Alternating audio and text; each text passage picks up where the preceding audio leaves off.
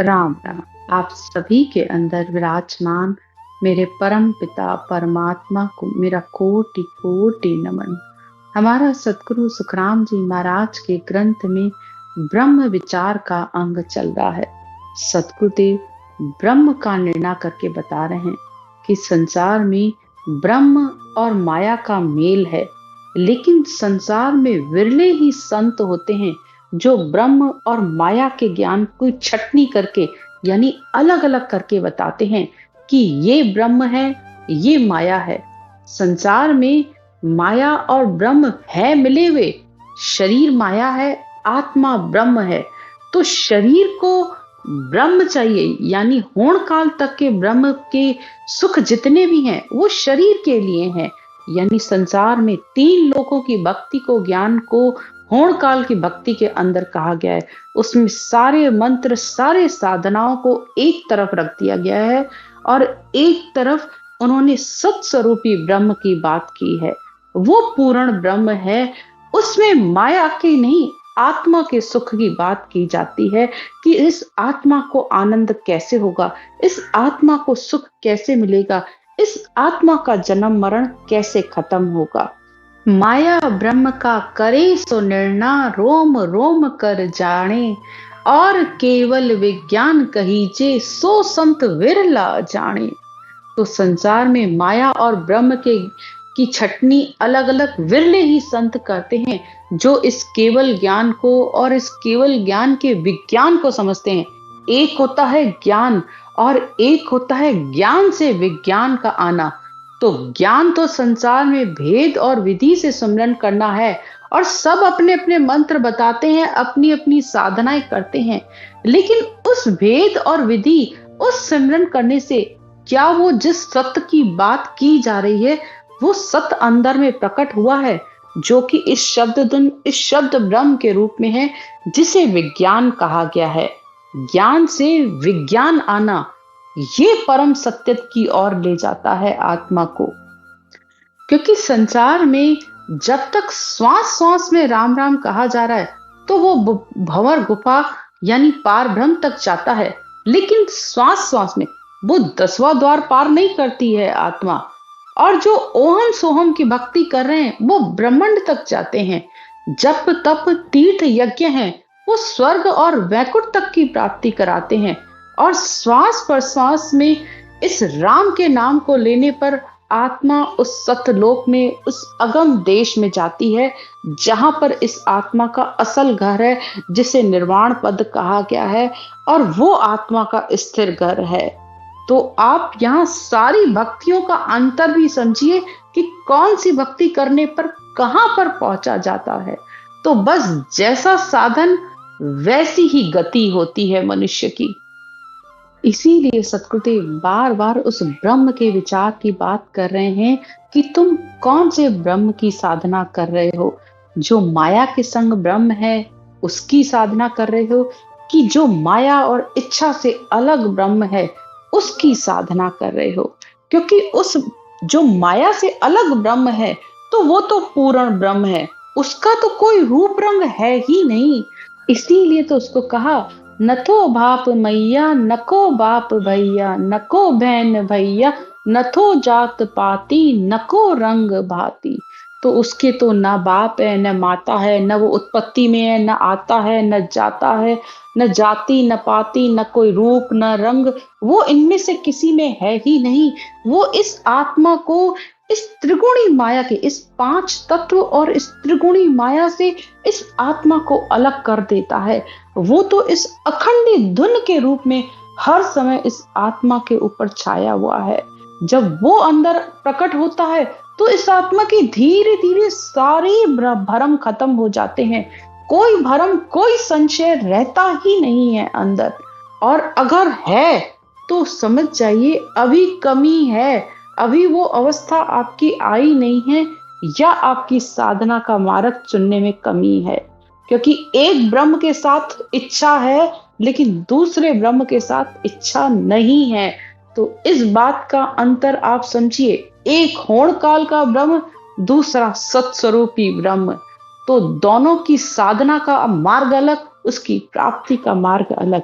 लेकिन यहाँ सद्गुरुदेव हमें उस सत्स्वरूपी राम, उस सत्स्वरूपी ब्रह्म, यानी उसके ब्रह्म का विचार कैसा है, वो ब्रह्म कैसा है, उसका वर्णन कर रहे हैं।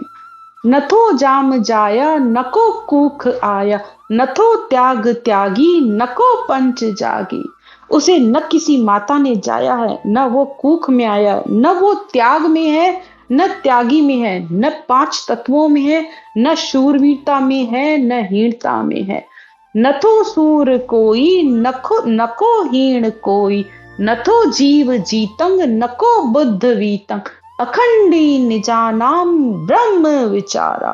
अरे उस ब्रह्म का विचार ऐसा है कि न वो जीत में, न हार में, न बुद्धि में, न धन में, जो पार ब्रह्म का जो निज नाम, जो अखंड है, जो इस धुन के रूप में है, जो इस नए अक्षर के रूप में है, उस ब्रह्म की सोच समझकर आराधना करो। फिर आगे ब्रह्म का और निर्णय करके कहते हैं, नथो जोग जोगी नको ग्रह भोगी, न तो खाक अंगा नको फेर चंगा। यानी वो न तो जग में है, न जोगी में है, न ग्रह में है, न ग्रस्त में है, न ही वो भोगी में है, न वो अंग में, न खाक में, न फेर है, न ही चंगा है। यानी अगर तुम ये सोच रहे हो कि मैं यहाँ बाहर इसको ढूंढूं, वो किसी, मैं त्याग करूं तो मिल जाए, मैं दान करूं, शुभ शुभ कर्म करूं तो मुझे मिल जाए, मैं मौन हो जाऊं तो मुझे मिल जाए, या मैं सन्यास ले लूं, ग्रस्त छोड़ दूं तो मुझे मिल जाए, या मैं ग्रस्त में रहूं तो मिल जाए।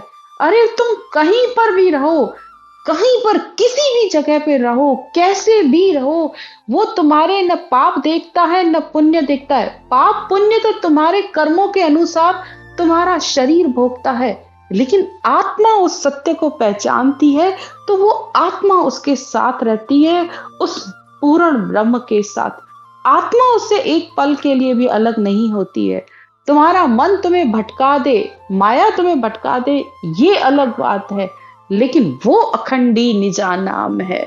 नथो बैण बोले नको जग डोले, न वो बोलने में है। अगर तुम्हें कोई कहता है कि मैं तुम्हें उसकी प्राप्ति करवा देता हूं, तो वो किसी की दृष्टि और मुट्ठी में भी नहीं है, न किसी के कहने से आता है, न किसी के कहने से जाता है। नको जग डोले, न जगत में फिरता है। नथो हीण कोई नको उच्च कोई, अखंडी निजानाम ब्रह्म हूं विचारा। नथो हीण, न छोटे में, न हीण में, न कोई ऊंचे में। कोई ये सोच रहा है कि मैं गुरु बन गया, मुझे ज्ञान समझ में आ गया, तो मैं ऊपर, अब मुझे ऊपर बैठना है, नीचे बैठने वाले शिष्य अभी इनको ज्ञान नहीं है। नहीं, वो ब्रह्म तो सबके अंदर है। बस जिस दिन इस आत्मा को उसकी पाने की इच्छा होती है और आत्मा प्रेम से उस आत्मा, उस परमात्मा का भजन सिमरन करती है, वो ब्रह्म आकर प्रकट हो जाता है। तो न किसी गुरु के बताने पर, न किसी गुरु के कहने पर। गुरु का ज्ञान आपके लिए एक आधार हो सकता है, आपकी सहायता हो सकता है कि भाई मैं ऐसे पहुंचा हूं तो तुम भी पहुंचो, ये तो कह सकता है। लेकिन ज्ञान पर और परमात्मा पर किसी का अधिकार नहीं होता है, वो सबके लिए हाजिर है।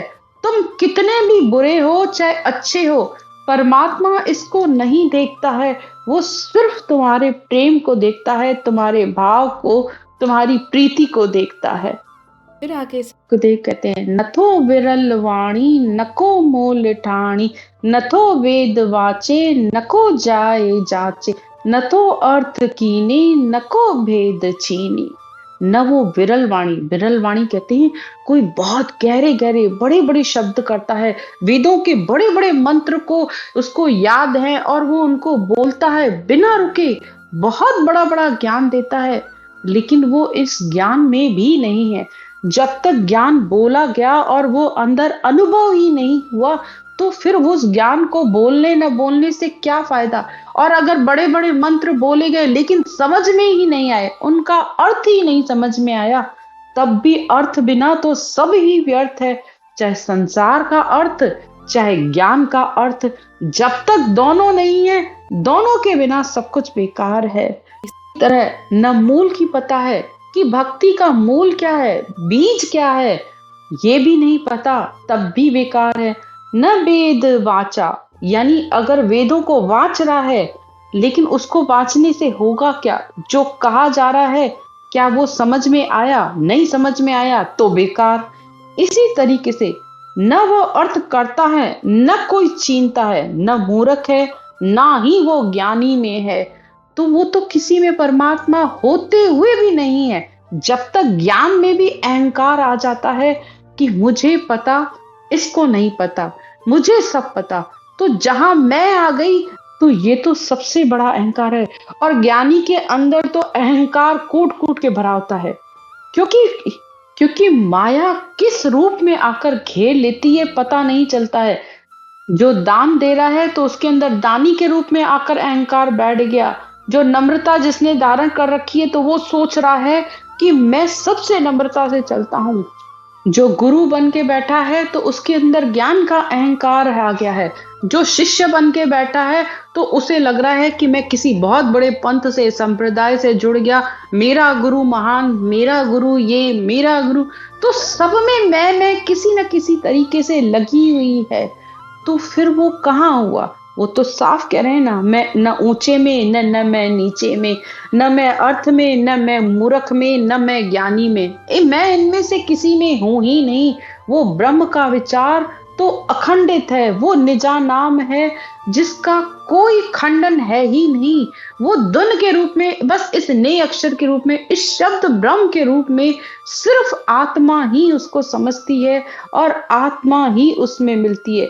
क्योंकि न आत्मा का कोई रूप, न उस परमात्मा का कोई रूप, और ना ही इस शब्द का कोई रूप। तीनों का कोई रूप नहीं है, लेकिन फिर भी तीनों हैं। ये परम सत्य है और ये तीनों ही मिलकर एक होते हैं। न तो पाप पुण्य, न को शरर सुन्न, न तो तेज तार, न को निरट धार। फिर सदगुरुदेव कहते हैं, न वो पाप में, न पुण्य में, न शोर में है, न वो सुन रहा है, न वो तेज है, ना ही तार है, ना ही उसके निरट कोई धार है।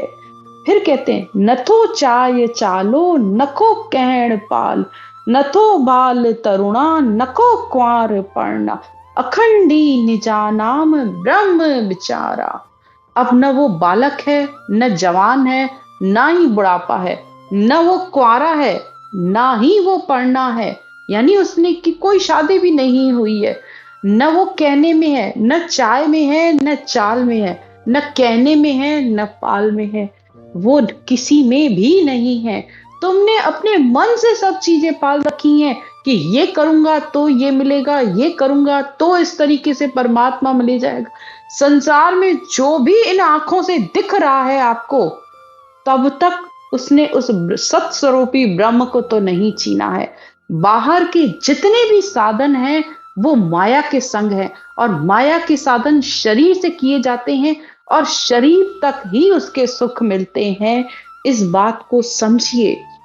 जब तक माया ब्रह्म के साथ है, तो फिर वो माया का सुख है, वो ब्रह्म का सुख नहीं है। ब्रह्म का सुख सबसे अलग है, वो बिल्कुल ही न्यारा है, जिसे साफ शब्दों में सदगुरुदेव ने कहा है, देहधारी तो सब ही माया, आनंद ब्रह्म नहीं कोई रे। क्या अवतार देव अर दाणु, सब ही माया होई रे। तो जिसने संसार में देह धारण की है, तो वो पांच तत्व त्रिगुणी माया के साथ है। वो आनंद ब्रह्म हो ही नहीं सकता। फिर चाहे उसमें अवतार हो, देव हो, दानु यानी राक्षस हो, या माया का कोई चैन चमत्कार हो, क्या चाहे कोई ज्योति, कोई उजाले, जब तक ये कुछ दिख रहा है और वो कहने में आ रहा है, तो फिर वो सब ही माया है। आनंद लोक तो ने अक्षर पहुंचे, और न कोई पहुंचे रे।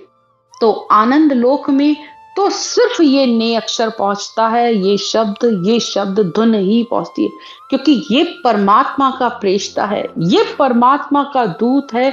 जब आत्मा की इच्छा होती है परमात्मा को पाने की, तो ये अंतर में प्रकट हो जाता है। इसी में ही मिलकर आत्मा परमात्मा में एक होती है। आगे का, नथो ओत पोती, नको कमल ज्योति, नथो ऋषि राय, नको कर्म काया, नथो दिष्ट कोई, नको भूल कोई, कह सुख राम धरो ध्यान श्यामा, अखंडी निजानाम ब्रह्म विचारा। तो ब्रह्म के विचार को, परमात्मा के ध्यान को ध्यान से सुनो कि वो परमात्मा है ही नहीं ना, न ओत में, न प्रोत में, न किसी कमल में, न किसी ज्योति में, न ऋषि राय में, न कर्म में, न काया में, न दृष्टि में, न मुष्टि में, न भूल में, वो है ही नहीं। ऐसा वो सत्स्वरूपी राम है, ऐसा वो अखंडित राम है। उस राम का ध्यान करो, उस राम में ही मिलकर ये आत्मा इस संसार से मुक्ति प्राप्त कर सकती है, इस आत्मा को मोक्ष की प्राप्ति हो सकती है। तो ऐसा सत्स्वरूपी राम कैसे जाना जाता है? वो संतों के भेद और विधि से, वो भी औधाधारी संत जिसे परमात्मा ने नियुक्त किया है। जब ऐसे संतों का ज्ञान मिलता है तब इस आत्मा की मुक्ति होती है। इस तरह सतगुरुदेव ने सारे ब्रह्म का वर्णन किया है कि वो अखंडी जो ब्रह्म है, जो बिल्कुल निमिष मात्र भी खंडित नहीं होता है, जिसे निज नाम भी कहा गया है, ऐसे ब्रह्म की साधना हमें करनी है। आज की चर्चा यहीं तक। राम राम।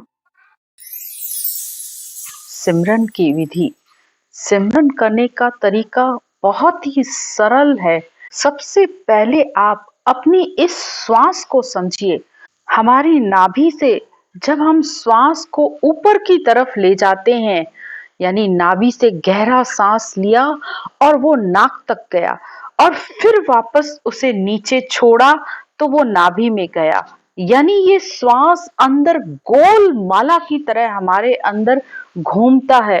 थोड़ा सा आप इस श्वास को देखने की कोशिश करिए। गहरा श्वास लिया, जब श्वास नाभि से लिया तो उसमें आपको राम राम बोलना है, और जब छोड़ा तब भी राम राम बोलना है, वो भी कंठ और जीभ के साथ। अगर आप लोग पहली बार कर रहे हो तो जैसे अनुलोम विलोम किया जाता है, ये बस वही तरीका है। श्वास को ऊपर ले जाते हुए राम राम राम राम राम राम राम राम राम राम राम राम राम राम राम राम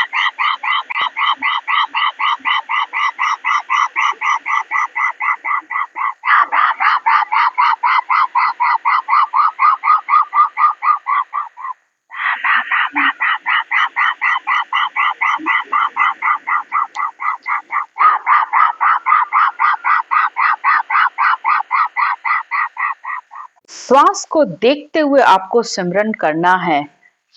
ये सिमरन की विधि है। जब आप इस तरीके से सिमरन करते हो तो वो सत्शब्द, शब्द ब्रह्म ने अक्षर आकर इस कंठ कमल पर जागृत हो जाता है।